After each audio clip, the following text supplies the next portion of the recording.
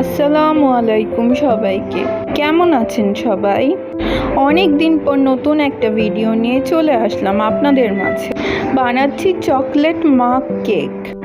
দিয়েছি cocoa powder, দুটো ডিম, সামান্য একটু ময়দা, চিনি আর বাটার, আর দিয়ে দিলাম একটু চকলেট সিরাপ। এখন 20 মিনিটের জন্য চুলায় বসিয়ে দেব। চুলা থেকে নামানোর পর এই রকম দেখতে হয়েছে, একদম ফুলে উঠেছে।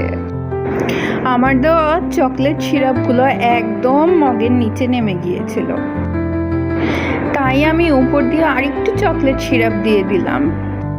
এটা দেখতে যেমন সুন্দর হয়েছে, খেতেও তেমন হয়েছে সুস্বাদু।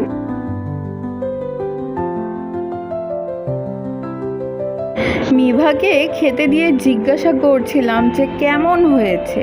মিভা শুধু মিষ্টি বলে এই যে খাওয়া শুরু করেছে, ওর কাছে এত ভালো লেগেছে যে ওর চোখ বন্ধ করে শুধু খেয়েই যাচ্ছে।